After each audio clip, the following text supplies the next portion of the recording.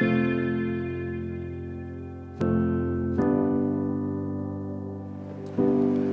Speaker, I rise to present government's estimate of revenues and expenditure for the fiscal year 2020, 2021, 2022, and to report on the performance of the national budget for the current fiscal year 2020-2021.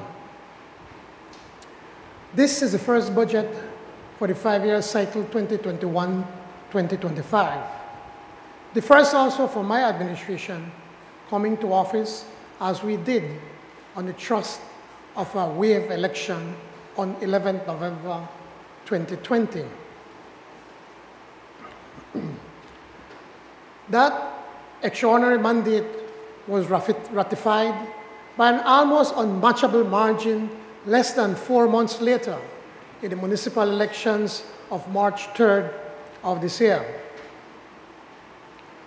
With just 31 additional votes in the mayoral race and 23 votes in the elections for a councillor in the twin towns of San Ignacio, Santa Elena, our party would have secured 67 of the 67 seats available instead of 65.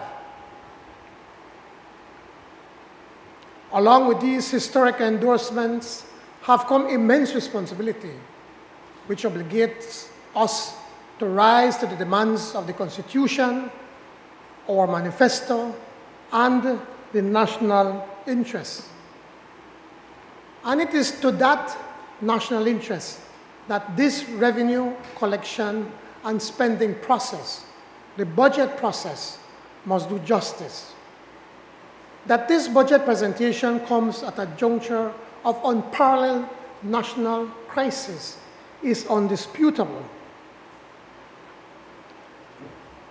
Belize is facing her most severe economic, fiscal, and debt crisis. And though the health crisis caused by COVID-19 is currently in remission, with the virus's spread largely controlled,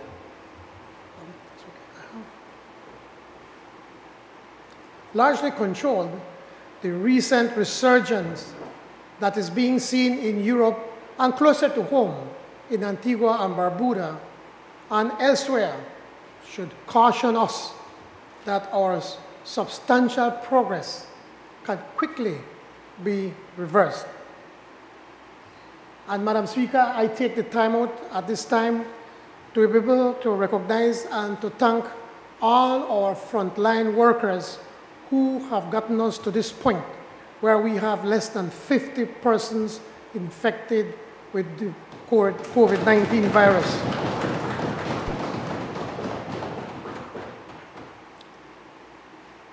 To state the obvious, Madam Speaker, the virus is ever present. The risk to Belize and Belizeans remain real. We must remain vigilant. How we navigate through this extraordinary crisis, the extent to which discipline, sacrifice, and solidarity prevail, the efficacy of our home-craft medium-term economic and fiscal recovery plan will, in sum, determine the well-being of our people, the resiliency of the public finances, and the durability of the value of the Belizean dollar. It is worth noting that the amount required to meet the demands of our constituencies typically outpaces budget funding, even in normal times. The mismanagement and mess we inherited, however, has widened the gap between those two amounts to an almost unmanageable degree at the onset.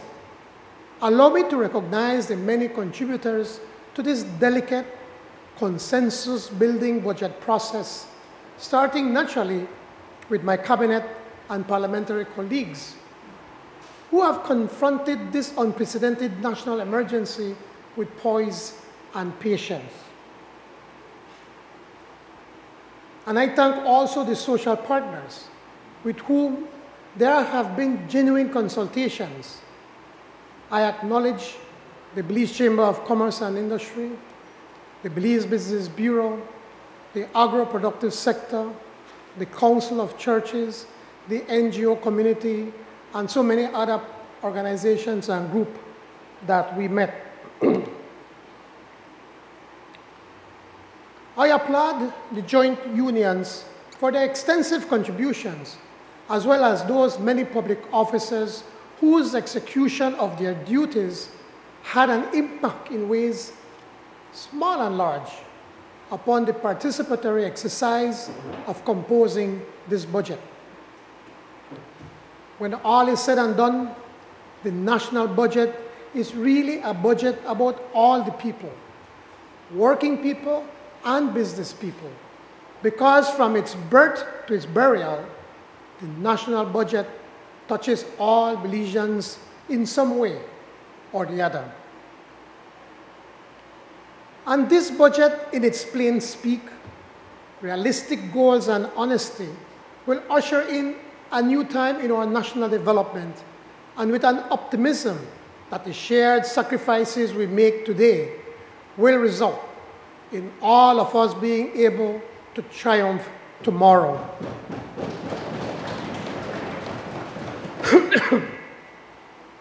Except for the opportunity to vote out the UDP government, 2020 is a year most Belizeans would rather forget. What was designated as the Chinese calendar, in the Chinese calendar, as the year of the rat, turned out to be the year of the black swan, with the onset of an unforeseeable, once in a century global health disaster. From this rolling public health come economic catastrophe, there would be no safe harbor. According to the IMF, the global economy shrunk by 3.5%. Central Americas fell by 6%. The tourism-dependent Caribbean economy shrunk by 10%.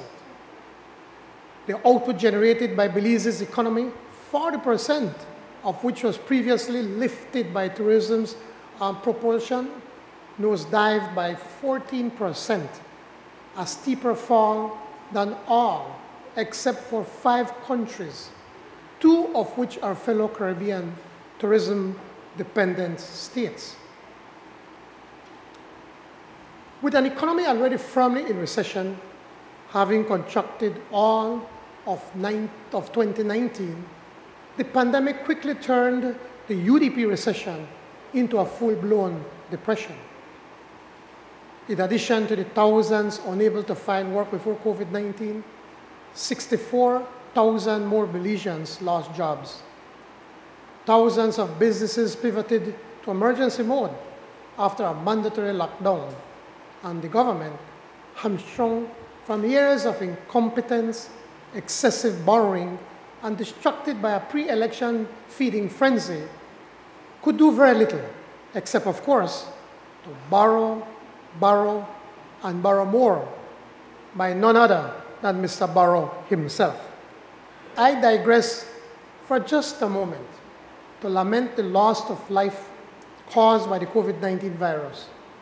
319 Belizeans to date, a loss far more regrettable than the loss of livelihoods. We continue to mourn those fallen Belizeans who succumbed to COVID-19 and offer prayers for the comfort of their families and loved ones. On this side of the house, we grieve for our colleague and friend from Corozal Bay, the late David Dido Vega, who left us far too early. To the new representative from Corozal Bay, the Honorable Elvia Vega Samos, Dido's sister, we offer first our solidarity and, of course, our congratulations and full support.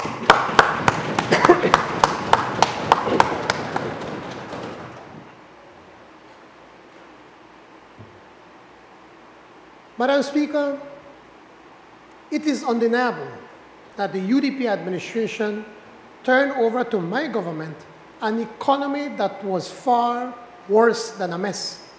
They turned over an economy that was in veritable tatters, a busted budget for this fiscal year that has required average borrowing of more than $1 million per day, a soaring level of unemployment that is afflicting 29% of the workforce, and a total public debt that's the sixth highest in the world. Not even those on this side of the house could have imagined these possibilities. The sixth most indebted nation, the fifth most severe depression of 2020, our status as one of only 13 countries on the planet that do not even appear in Transparency International's corruption index, hence leaving us without a ranking. That is the legacy of the UDP. This is the extent of the national decline which my administration begins to reverse with this, our first national budget proposal. As a prelude to revealing government's overall medium-term recovery plan, it is important to share some snapshots of the domestic economy as well as the financial sector. While the overall economic output fell by 14%, this drop was not uniform. Clearly, the service sector was hit hardest, with hotels and restaurants crashing by 60% and the yields in the overall tertiary sector dipping by 17%. Consequent to that fall, output in the secondary sector, where manufacturing and construction are recorded, fell, but not nearly as precipitously, with a decline of 1.8%. Sales of such products as flour and beer, which are tied to tourism, faltered, but electricity rebounded handsomely, rising by 15% year-on-year for 2020.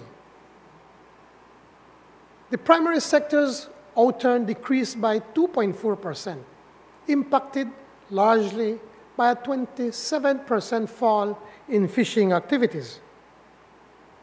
Positively, agricultural output posted a positive performance, if just slightly, with a 0.5% increase, due largely to a rise in the revenue we earned from the sales of our southern staples, citrus and bananas.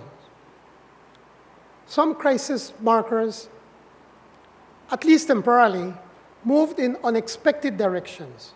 For example, the balance of trade, balance of payments, and reserve position of the central bank. Imports fell for the year 24.5%, outpacing the fall in exports, and with remittances rising and profit repatriation falling, the balance of payment deficit narrowed from 9.3% of GDP to 6.9%. Government access to and rapid drawdown of borrowed funds expanded the import cover of the reserve position modestly from 4.1 months in 2019 to 5.2 months in 2020. Relatively speaking, the domestic financial system maintained its solid standing. Excess statutory liquidity totaled $420.3 million at the end of last year. Non-performing loans totaled 5.8%, and the weighted average lending rate stabilized at 8.5%. In its recent Article 4 statement, the IMF concluded that the banking system entered the pandemic with abundant liquidity and strong capital buffers, a rare positive assessment in an otherwise dire report by the fund. A commitment to retaining the strong fundamentals has not deterred the central bank from cushioning vulnerable borrowers. In fact, the regulator has recently extended the forbearance framework that allows commercial banks to extend flexible repayment terms for customers. Last April, the central bank had also lowered the statutory liquid asset and cash reserve requirements and adjusted selected provisioning protocols, all with the goal of softening the edges of the crisis for bank customers. As our recovery picks up steam, the levels of asset quality of non-performing loans and of bank capital will be closely supervised by the regulator. Madam Speaker, the projected outturn for the fiscal year ending 31st March 2021 is dismal, despite our back-breaking efforts since assuming office to halt the flow, the red ink, no pun intended, by limiting spending to priority areas and eliminating waste. Total recurring revenues and grants are projected to fall by 28%, exactly twice the level of the overall economic contraction for 2020. I repeat, for emphasis, for every dollar government expected to collect, it actually collected 72 cents. And thus, friends, the actual amount that will be going into the nation's pocket is likely to be not the $1.239 billion that we expected to collect, but a considerably lower $899.6 million. Tax revenue derived from the major subcategories of income, profits, property, and international trade and transactions declined at a rate that, for the most part, mirrored this average drop of 28%, the exception being GSC, which fell by 32%.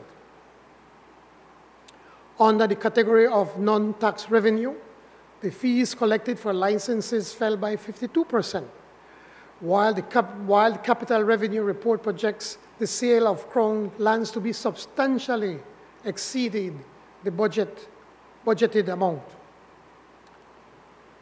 On the expenditure side, total spending fell by only 15%, far below the 28% drop in revenue. This is the crux of the exigency we face, and it cannot be overemphasized. The amount we have been collecting fell by a significant amount, almost a third of what we used to collect. But we've only advanced halfway in our efforts to reduce our spending to match the huge drop in what we earn. In other words, we've only moved halfway toward the point where we need to be, even before factoring in debt service and principal repayment. That's the point where every dollar we spend is what we actually have, a balanced budget. The halfway point we are trying to bridge is a precarious position fraught with risk. In a figurative sense, our financial face mask in these COVID times is halfway between our nose and our chin. It's a dangerous level of risk exposure that must be addressed. The sectors in which total spending fell to levels lower than the amount budgeted included goods and services, with the amount spent on these two being clipped by 31%. Pensions, which fell by 14%, subsidies and transfers, which were reduced by 31%, and debt service payments, which were reduced by 54%. This decrease in debt service spending, the most substantial reduction, reflects the capitalization of the Superbond coupon, payments, which was agreed to by bondholders in August of 2020.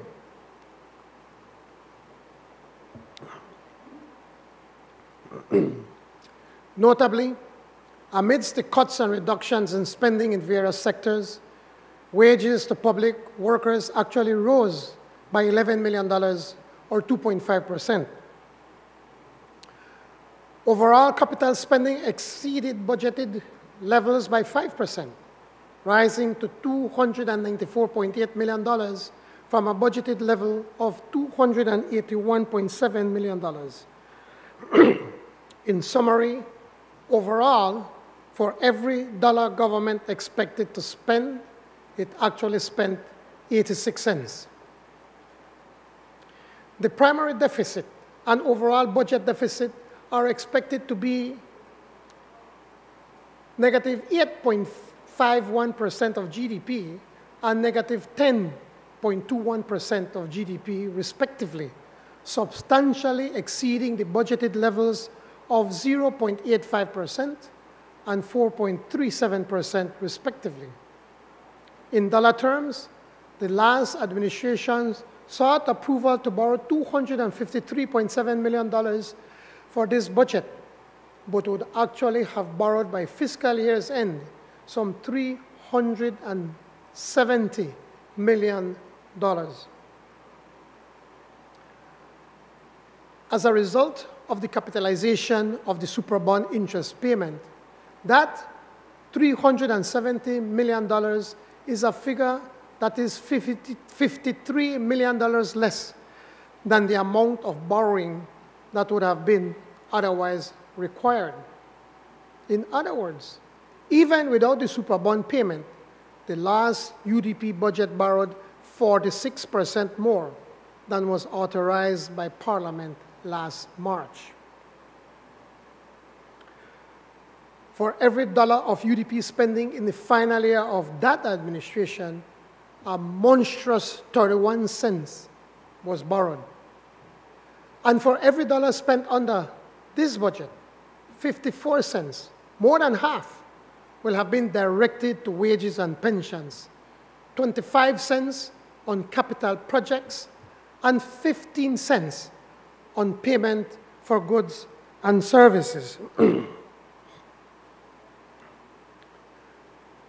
Rather than curtailing borrowing as the debt levels rose, the last administration, I emphasize, ramped up the borrowing to levels that are simply beyond belief. In the fiscal year 2018-2019, budget borrowing represented 10 cents of every dollar of recurrent revenue. Then in financial year 2019-2020, that figure more than doubled, with 24 cents of each collected dollar being borrowed. And this year that just ended, 43 cents of each dollar of our country's revenue was borrowed. Can there be any doubt that the deluge of the UDP debt was deliberate, premeditated, and designated in equal parts to disguise the underlying decay of the public finances, to fund a pre-election orgy of hustling, and to sabotage their successors? Their disgraced brand of costume party politics, the short-sighted lack of concern for the next generation, has pushed all of us to the very edge of default, the erosion of our exchange rate, and national disgrace. Turning now to the public debt. For purposes of full disclosure and for the record, let me elaborate on this most important subject of public debt.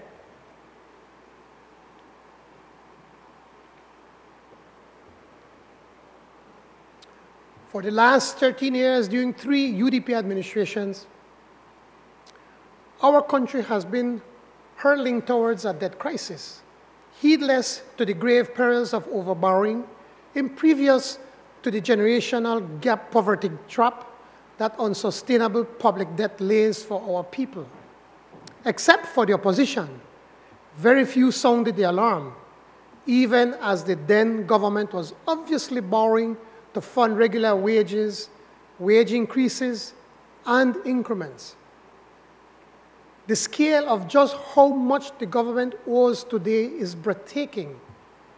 The equivalent of $10,000 for every man, woman, and child.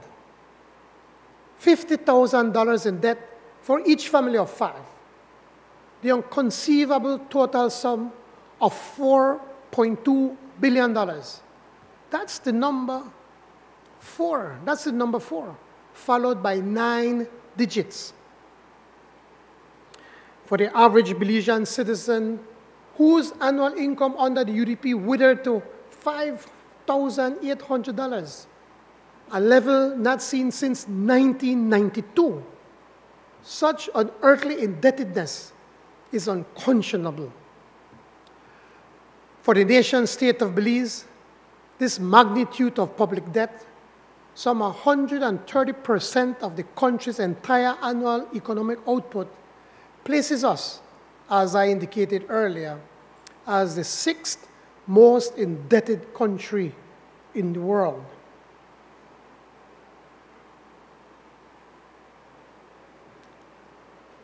Of all countries, only Japan, Greece, Venezuela, the Sudan, and Lebanon have a higher public debt ratio than Belize.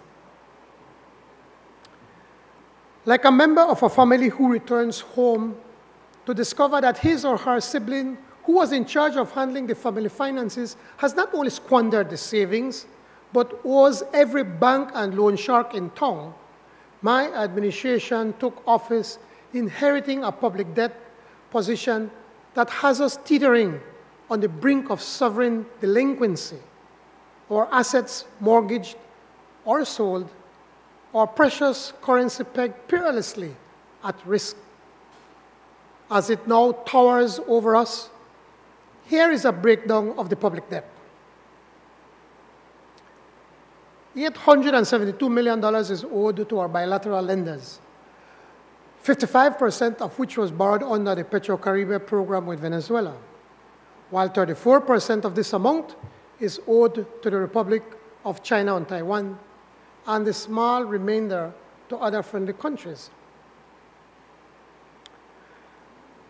$794 million is owed to multilateral lenders, with 36% owed each to the Inter-American Development Bank and the Caribbean Development Bank, 17% to OPEC, 7% to the World Bank, and the balance to international financial institutions such as CABEI and the EIB.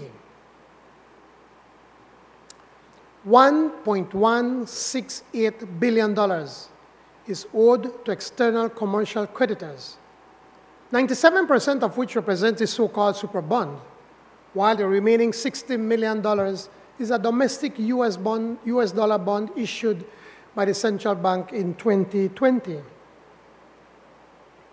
And finally, some $1.35 billion is owed to domestic creditors. The largest portion, about $561 million, or 41%, is owed to the Central Bank of Belize, while domestic banks are owed some 28% of government's local debt stock. At present, therefore, 2/3 of Belize's public debt, approximately $2.8 billion, represents external loans that must be repaid with foreign currency.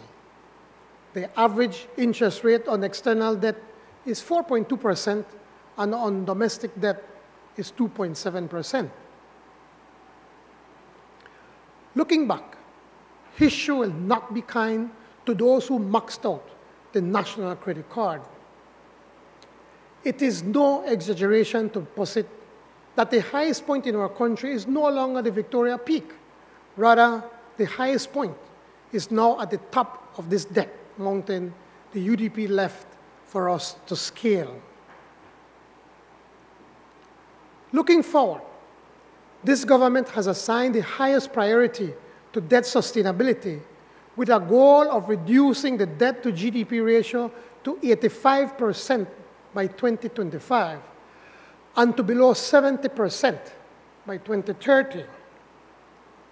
To achieve this ambitious and necessary goal, my administration is already taking the following steps.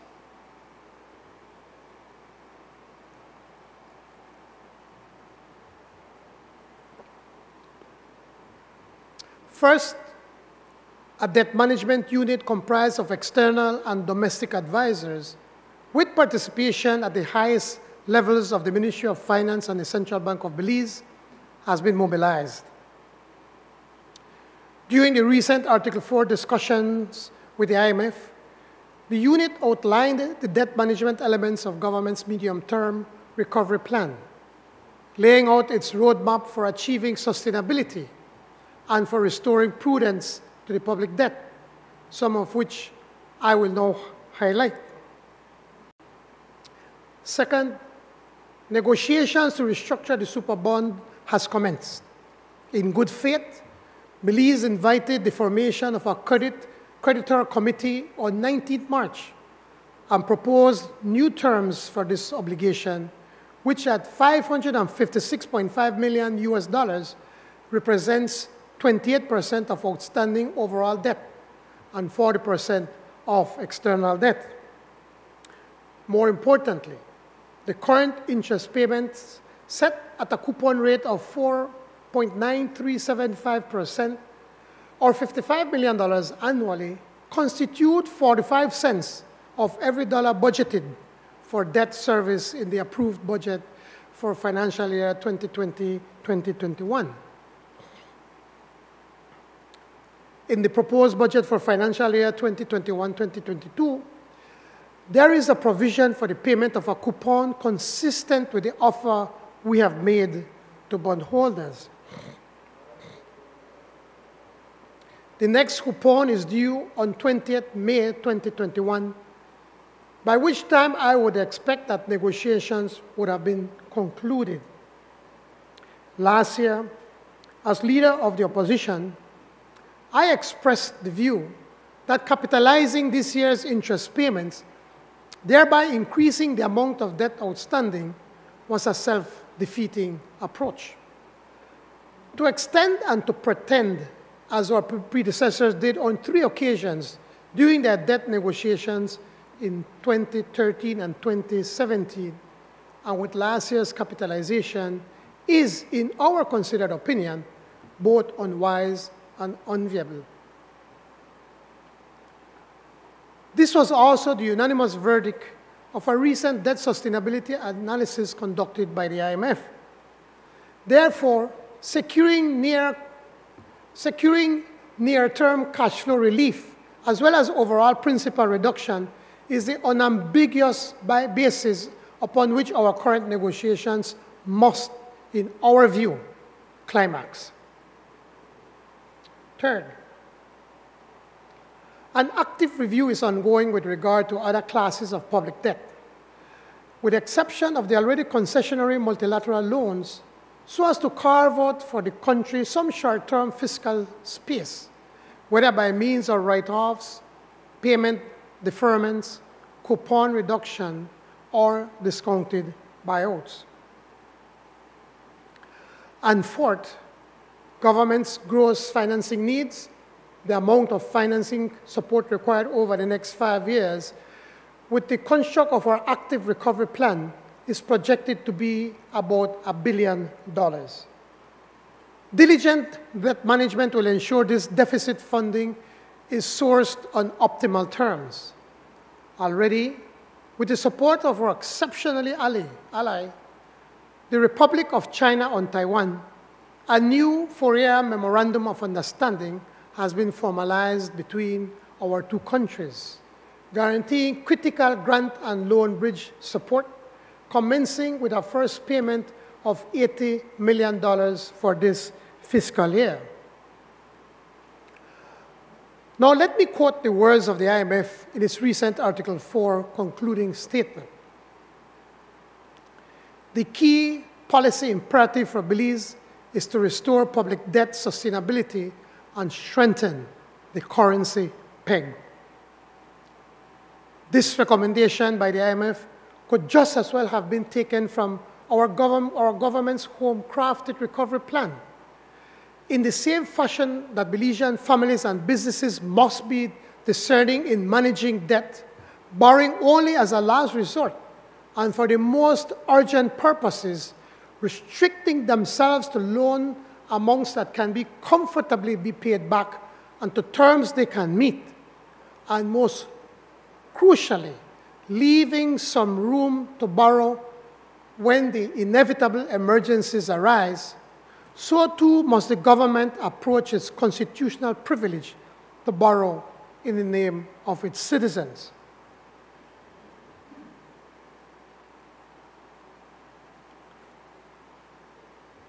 In short, Madam Speaker, public debt must be sustainable and it must be managed for the public good. Madam Speaker, before outlining the broad contours of the new budget that I tabled today, I wish to outline the rationale and the framework for the wider medium-term recovery plan. Erroneously, in some quarters have been suggested, perhaps assumed, that the salary adjustment is the sole pillar upon which the fiscal recovery rests. Nothing could be further from the truth. The salary adjustment is necessary, but it is no fiscal elixir. That alone is far from sufficient to reverse the public finance morass left behind by the last UDP administration. Painful as it truly is, the $60 million in salary adjustments and the $20 million foregone for increments and allowances in this budget is one step in the hard slog back to fiscal finesse.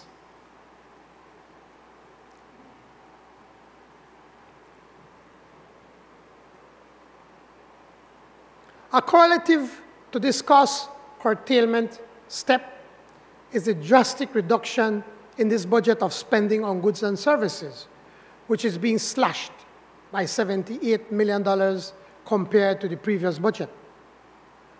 A second step is a reduction in interest payments, which for this budget is being programmed at some $53 million less than what was allotted for the previous fiscal year.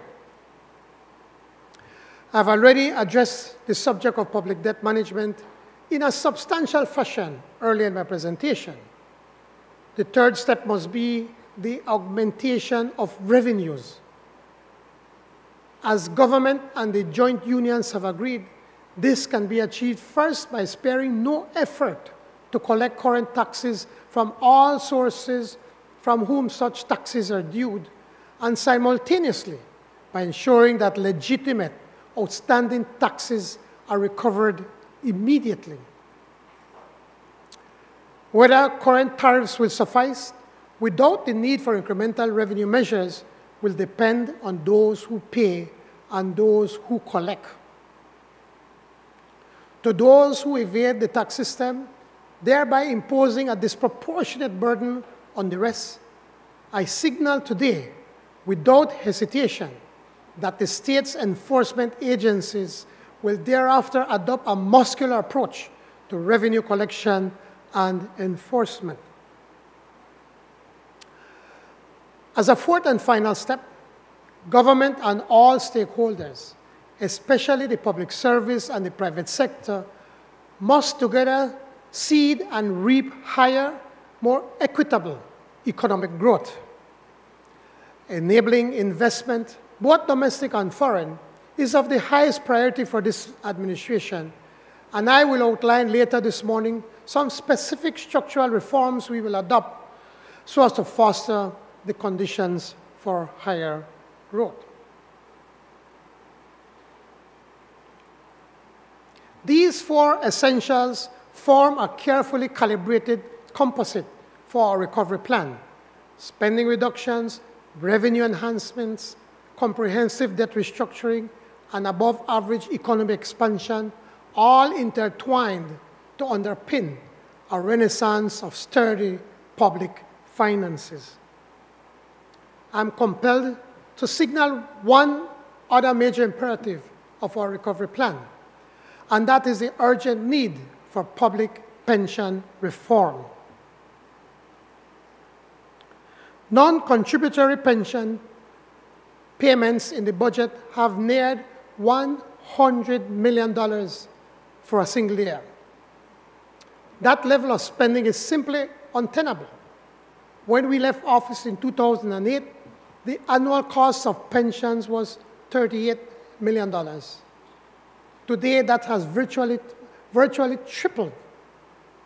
Government must move now to transform the public pension scheme to a contributory structure, either standing on its own with payments from both employer and beneficiary, or a merger of the public pension program and the social security system. To be completely clear, this recovery plan is not without its downside risk. Some risks recognizable as being so grave as to imperil the plan itself. If, for example, some variant of COVID-19 defies the vaccine campaign and tourism fails to gradually recover, or if hurricanes, floods, or droughts return in the near term to extract another substantial economic toll, then all bets would be off and a more aggressive recovery program would be required. For this year, the IMF forecasts only a modest GDP rebound of 1.9%, with a steep upswing of 6.4% projected for 2022. Their prediction is that a return to pre-COVID economic activity will not occur until financial year 2024-2025 period. While we are more optimistic, contingency plans will be at the ready in the event that the rebound is protracted. I am confident, though, that if we all adhere to the recovery plan, if we achieve our revenue and spending targets, if we restructure and reprofile the public debt, and if we can catalyze sustained economic expansion, together as a nation, you would have averted default and the depreciation of our dollar. We would have protected thousands of public sector jobs and retained our fiscal sovereignty. In subsequent years, once an economic recovery takes firm root, once the debt is on a sustainable footing and primary surpluses are being achieved, then increments can be restored and targeted spending, particularly on the more ambitious goals of Plan Belize, can expand.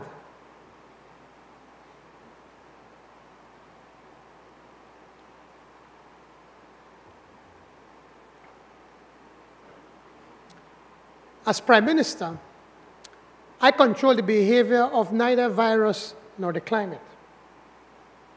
What I propose, what we are elected to coordinate, is a credible, time-bound recovery plan.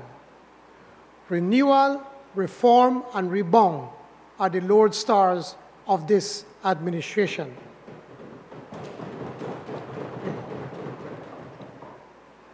Madam Speaker, assembling any budget is always a high-wire balancing act. There are limited funds and virtually unlimited calls for spending. Assembling a budget in the midst of a pandemic and economic depression is excessively rigorous if instead insisted we conform to these general requirements. First, that the budget moves the economy decisively to a sustainable foundation so that we can reduce the deficit and thus lower the need for borrowing. These financial year 2021-2022 forecast of revenues and expenditures are tethered to reality, not to political showmanship. And this is the belt tightening that is necessary, I reiterate, because of the UDP mess that we inherited. Second, that the adjustments made in the movement towards a balanced budget are spread as evenly as possible and are shared equitably so that no one sector or group of people suffers disproportionate pain. Thus, it will be evident that reductions are being made to all recurrent spending lines, to wages, to goods and services, to transfers and subsidies, and to debt servicing payments, in as tolerable proportions as possible. Third, the capital investments, both Capital 2 and Capital 3 outlays, be preserved and, where feasible, augmented, since this category represents the only form of stimulus that government can afford at this time.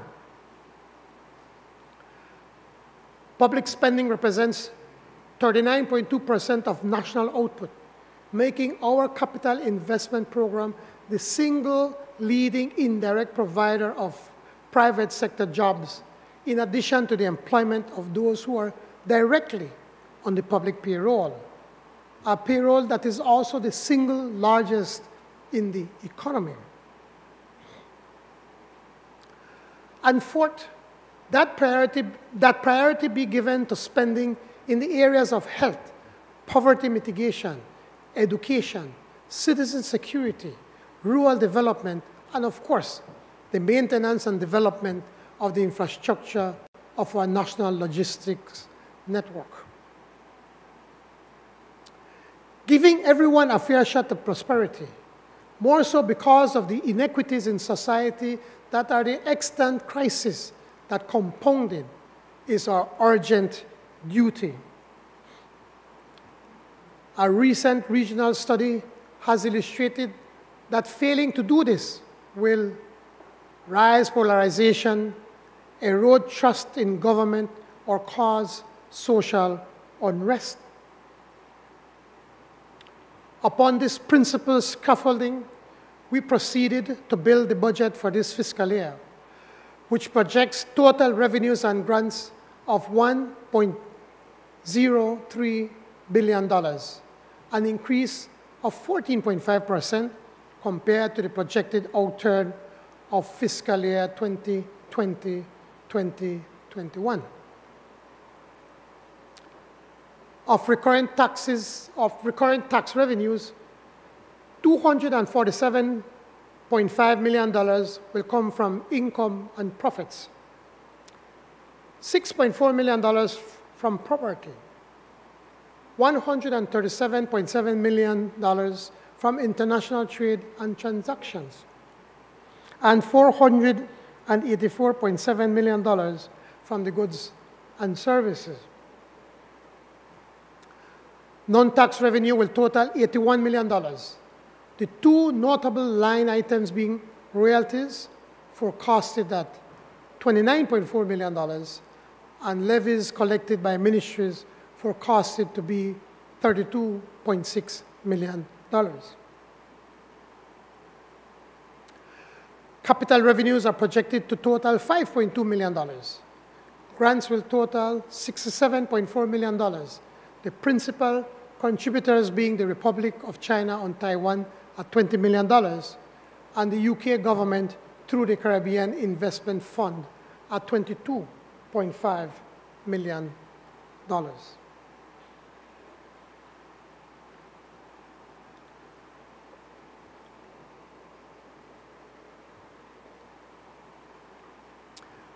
Overall expenditure will total $1.204 billion,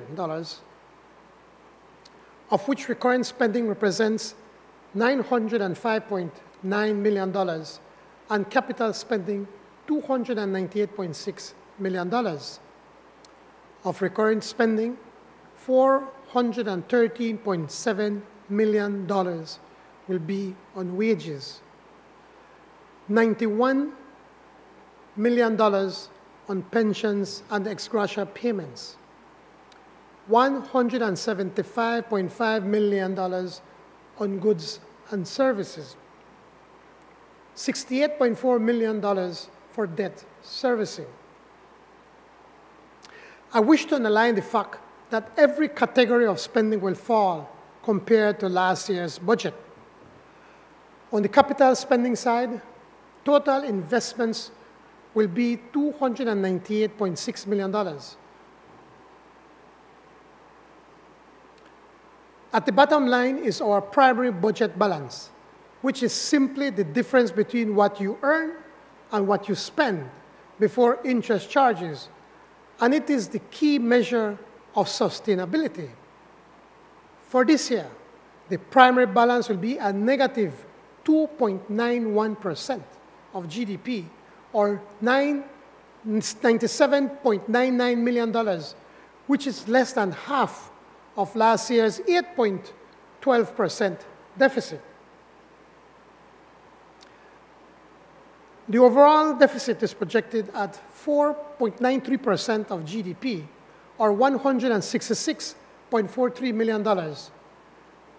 And when the $109.3 million in amortization is added to this number, the level of financing required for this year is 8.4% of GDP, or $275.6 million. This financing will be sourced from the following: $186.2 million from our development partners on concessional terms, and $89.4 million from domestic sources. In this budget, the salaries and pensions of public employees will constitute 64 cents of every dollar collected by government. On the cost attendant to their work, such as utilities, fuel, travel, etc., accounts for another 18 cents of each dollar. That leaves just 18 cents of recurrent revenue, some $176 million, to make all our interest payments that are due on the $4.2 billion of accumulated debt, to fund all capital investment programs, and to settle principal repayments.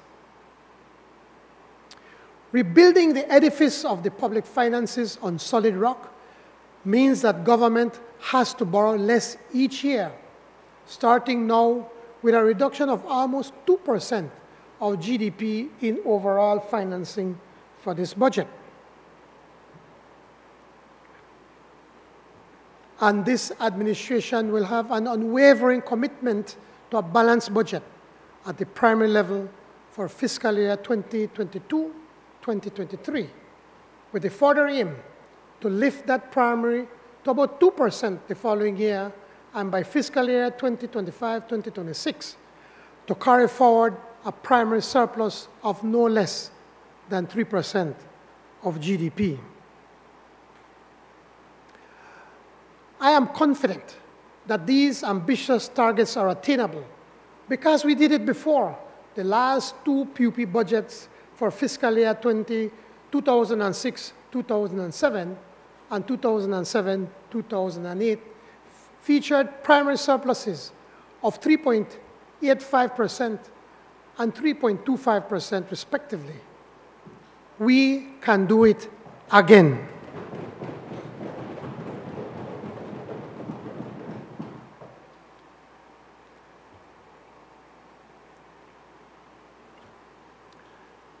Before elaborating on the impacts of the new budget, I must restate how critical the role of private enterprise will be to the overall prospects of recovery. Recognizing this, government recently amended the Central Bank of Belize Act to allow for an earmarked line of liquidity to support business continuity and recovery.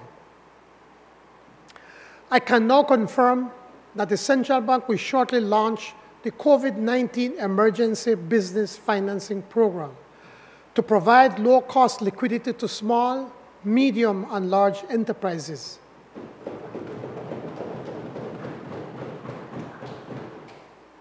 Funding will be laser-focused on the businesses that address the economy's two pressing priorities: unemployment and foreign exchange earnings. The $50 million facility, innovatively designed to share underlying risk with participating financial institutions and funded through a special purpose vehicle that will allow individual and institutional investor participation, will extend liquidity to eligible enterprises at a cost of 5% for 5 years, with supportive repayment moratoriums for both interest and principal. Transparent and based on proper risk management assessment, with a loan ceiling for each category of borrower, this program will complement the credit products of the domestic banks and credit unions, amplifying job and foreign currency creation. While we cannot foretell the facility's success, if the available funds are distributed evenly across all three categories of prospective borrowers, there is the potential to impact 200 businesses and thousands of workers.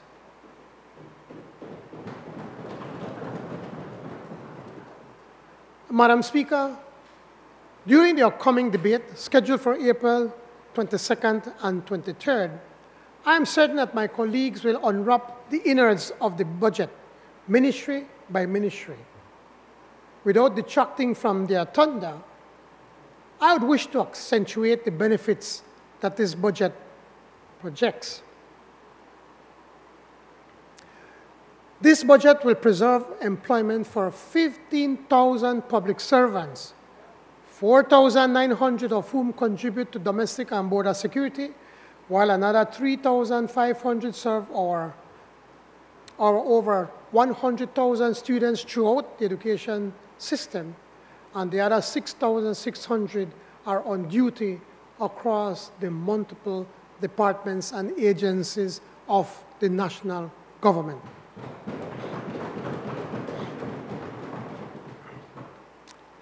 In a sense, these 15,000 public servants have 405,000 full-time customers, those who are the other citizens of Belize, as well as the many thousands of part-time customers, those who reside invest in and visit Belize. Their work, paid for by all taxpayers through the appropriations in this budget, vivifies the state, enabling the quality of life and many conveniences that all Belizeans share. This administration has resisted retrenchment and protected the wages of those earning up to $12,000 per year. Thus, no one earning $250 a week or less will face a salary cut, thereby ensuring that no government employee will fall below the $5 an hour minimum wage. The proceeds of this budget will service our national debt, both interest and principal repayment, presuming that the new terms will be agreed upon for the super bond. To address the principal priorities I cited earlier as the bedrock of this budget, there are just a few of the related capital spending considerations. $15 million for the continued battle against COVID-19, including testing, personal protective gear, critical care supplies, and so forth. $10 million for the 238,800 additional vaccines to be acquired on a discounted terms through the COVAX facility. You see, Madam Speaker, we know that an effective vaccine policy is indeed good economic policy. $3 million for the ongoing food assistance program, $60 million for the coastal and Caracol highways, $5.3 million for the new housing programs and low-cost housing support. This in partial fulfillment of Plan Belize. A $3 million for improvements to sugar roads and other agricultural roads, and so that our goods can go from farm to table. $18 million for the ongoing restoration of the Philip Golson Highway, because safety matters. $16.5 million combined for improving education delivery and quality and delivery, and for DigiLearn, because we believe in our plan to develop an educated nation. $5 million for upgrading our streets and drains nationally, with special allocations for rural and village roads. $12 million for climate vulnerability reduction initiatives. $17.5 million for ongoing restoration of the George Price Highway. $5.5 million for community-based projects executed by CIF and BNTF to improve rural living. $6 million for various national security initiatives, as well as for road safety programs. $7 million for improvement to the tax collection system, so that tax evasion and underpayments can be substantially reduced. $4 million to extend the solid waste management network. $4.6 million for the new passport system.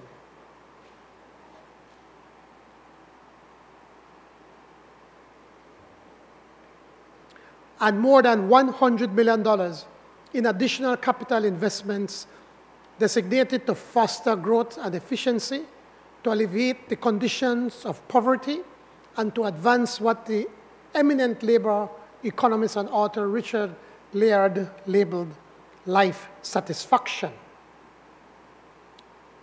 All this is in keeping with our promise to build a Belize that works for everyone. Todos ganamos.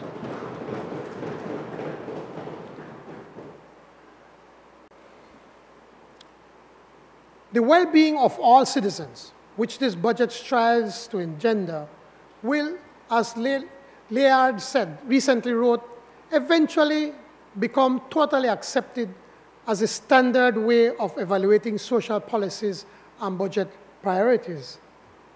Tackling this budget, it is important to note, was carried out in a straitjacket because of our predecessors' proclivity to extravagance, which led them to choose pavements over people and roads over relief. How else could the UDP justify committing the government to $500 million, $520 million on contracts for just 5 roadways, the Caracol, Sarteneja, and coastal roads, and the George Price and Philip Golson highways?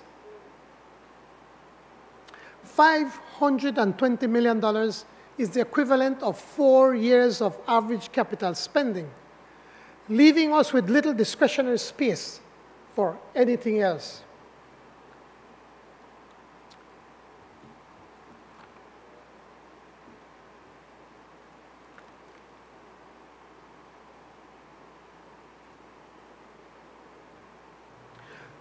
No space for low-income housing or poverty relief, or their vaunted pantry, or skills training, or rural development, or stimulus, or anything else. While in opposition, we warned that people cannot eat streets and roads, nor can $500 million on roads ease the pain of poverty or a pandemic. Yet we must remain committed to a progressive agenda. We must, even in these lean days, seek ways to fulfill, even partially, our commitments to Plan Belize. In this short time in government, we have learned that if we want to leave the crisis behind, it is necessary to stop thinking of economic and social policies as two separate entities. We need not only to invest more in social protection and public goods and services, but also to involve the private sector and civil society. That is, businesses, civil society organizations, and citizens in this effort.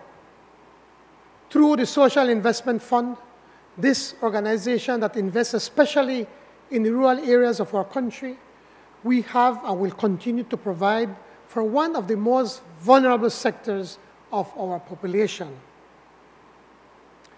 This year, we will continue our investment through the Basic Needs Trust Fund and the Caribbean Development Bank in potable water systems and health posts in several villages that are still lacking these basic human rights. SIF, through the BNTF 10, will also continue to invest in schools for our children in the rural communities. More schools in several villages will be built, expanded, and retrofitted to ensure that we create a suitable environment to develop the educational opportunities for our children while building the foundation of a skilled labor force. Investment in projects that decrease our vulnerability to climate change will also continue to be a priority for this government. Through the international financial institutions, the IFIs, and especially through the Green Climate Fund, the GCF, soft loans, and more so grants are actively and aggressively pursued at the local and the municipal and national levels to address the climate vulnerabilities of coastal communities and waterways for the most part. Also, the agriculture sector will be assisted with these grants and loan projects already underway, with institutional strengthening and financial assistance to adapt to the climatic changes and shifting weather patterns.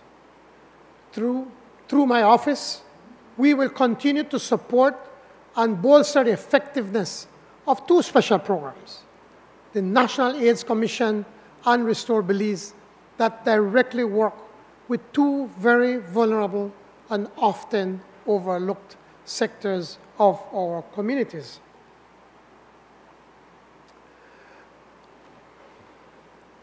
The at-risk young men and girls that daily populate our prison is a sector of our community that needs special attention. Presently, Restore Belize, through one of its programs, the I Am Belize Scholarship Program, presently has 43 of these special young minds attending various high schools in the Belize district. These young persons are assisted in obtaining a high school education by providing them with full service attention program to their needs, including mentoring and coaching by the Restore Belize staff and assisting with daily needs like transportation and even food costs. This we intend to emulate countrywide, recognizing that this is needed in all communities of our country. We must do everything we can for our youth and assist them to become productive members of our society.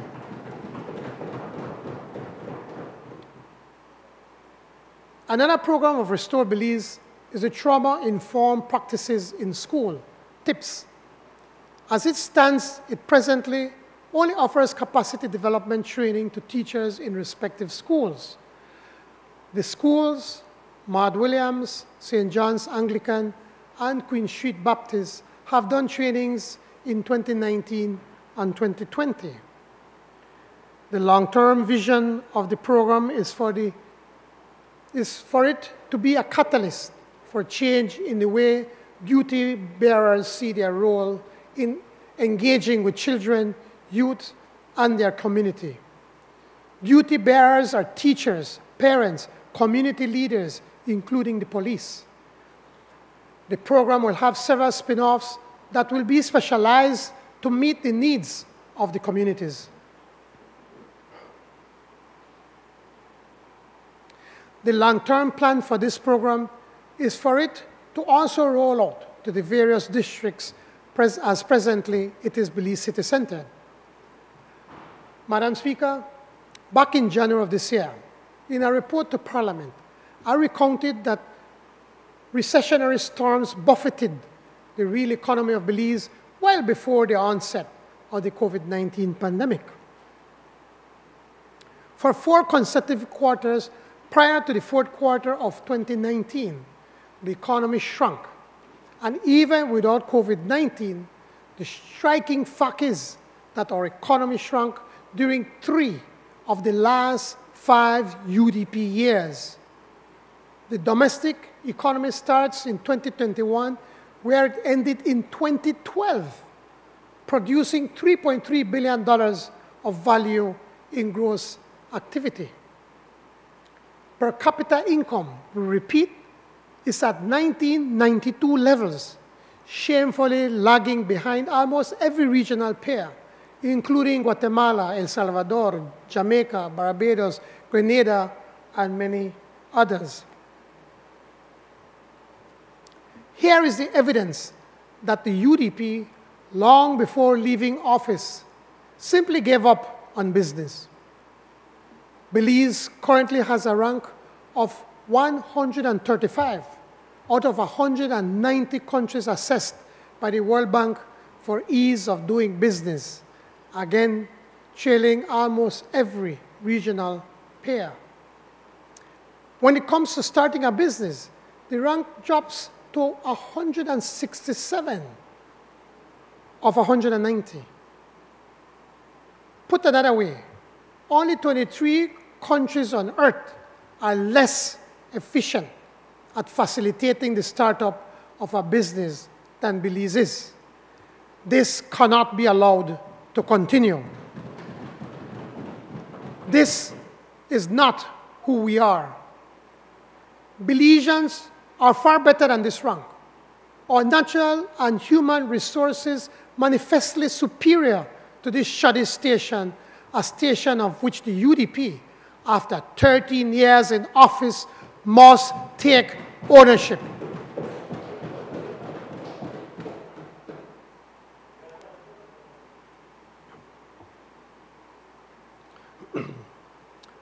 Our administration, this government, pledges in collaboration with the social partners and the citizenry at large to spearhead a dramatic transformation of the business environment. Here is how this will be achieved. First, our public officers, from security personnel to teachers to service providers, have a personal stake in this transformation. Service standards across ministries and departments will determine directly or indirectly budgetary success, and that budgetary success will be shared throughout the economy, but also among government's 15,000-strong team. That is the spirit and the substance of the recent joint union consultations. Ministers, CEOs, and heads of departments will be expected not only to lead the way, but also to set the example. Second, a cluster of legislative enhancements will be rolled out during the first year of our reform plan, specific to areas such as exchange control regulations, securities and capital markets, and company and insolvency laws. Complementing this fresh framework will be an e-governance campaign to enable online access to 90% of government services by the end of our first term.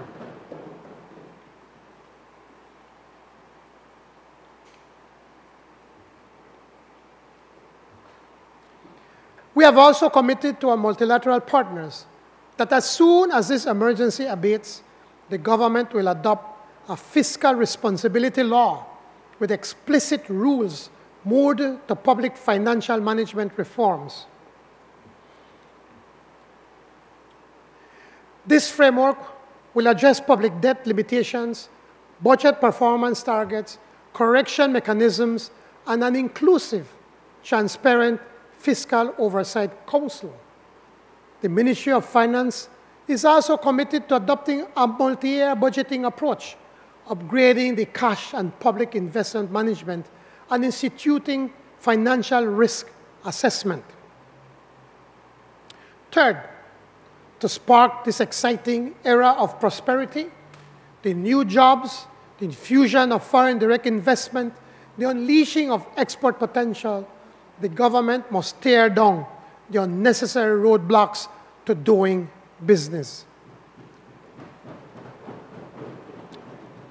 We have to fast-track the approvals of strategic investments, accelerate real estate-related processes, relax constraints for small and medium-sized businesses to operate, pursue private-public partnerships where these can provide capital and know-how, and urgently build up the national logistics network. Many stubborn, structural barriers to growth and diversification must be removed. To remove those barriers, we will have to improve access to credit through the creation of a credit bureau and credit collateral registry, lower barriers to entry into and exit from the market, carry out overdue labor market reforms to allow flexible working hours so that businesses can adjust to fast-changing market conditions, and transform education and technical training to equip workers and entrepreneurs with skills that match tomorrow's economy rather than yesterday's. Finally, the twin maladies of crime and corruption must not be allowed to fester, for they gnaw at the critical core of investor confidence, befouling the overall environment of doing business. Notwithstanding our harsh fiscal restrictions, government has provided, and I pledge, will continue to provide the resources for a more vigorous citizen and visitor security strategy, complemented always by a robust social safety net for the vulnerable population. In addition, I expect that this year, flesh will be put on the bones of the whistleblowers and the civil and criminal unjust enrichment laws, both solemn undertakings agreed upon with the joint unions during the recent budget consultations, and is in keeping with our manifesto commitment to nurturing the national principles and dignity to public life.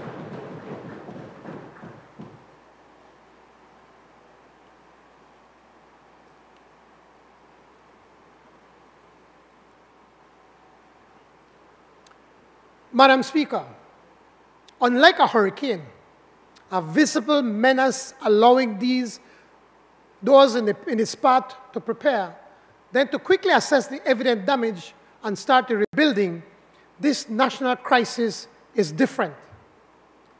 What we are addressing is 13 years of UDP-induced foundational rot and decline, capped by the COVID pandemic. This compromised structure, as full as it might be of underlying potential for greatness, is now being buffeted by a rolling calamity, hitting us in surges, each surge finding us weaker and more vulnerable. Those before us had no concern for tomorrow. They left the public finances on life support with barely a pulse. The UDP engaged in a splurge with the double windfalls of oil royalties and Petrocaribe funds, together over $1 billion, which today could have put $6,000 into the pockets of every working man and woman if government would have handed out that money as a stimulus check. But the oil royalties and Petrocaribe did not quench their thirst. During their 3 terms in office, they borrowed over $3 million cumulatively, $1 billion per term, leaving us with this $4.2 billion monster debt howling for repayment. While in their hands, a generational windfall vanished, and from our hands must now come recovery and renewal. I am confident that our recovery plan can turn things around. We can reverse this decline and restore our tranquil haven. To do so, all stakeholders have to stop watching one another in a never-ending stare-down and start watching where we want to be in 5 years.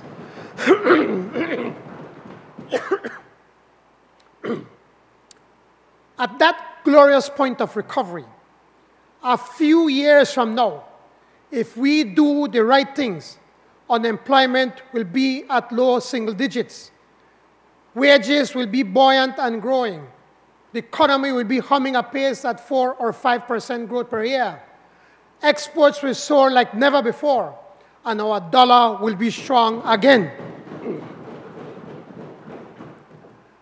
Government's budget will return to a sustained surplus, and the public debt will have been halved or more. Plan Belize, our North Star, our roadmap for re-emergence will bring jobs at livable wages, a renaissance in agro-productive output, the return of investment confidence, land and home ownership opportunities for the disadvantaged, and a return to equitable economic growth. But we will only get to that prosperous place with national unity, with joint purpose, and with ceaseless striving. The father of the nation, the Right Honorable George Rice, often exhorted us to wake up and work. He summoned us to an untiring defense of the national good. Now, more than ever, we must trail his shining example of unconquerable optimism and share his vision of a society aroused and attuned to the national interests, of an empowered Belizean people, prosperous and striding stout-heartedly to better days when we can live our promise that everybody will win. We remain convinced that working together and with the guidance of our Creator, this is well within our reach. Thank you.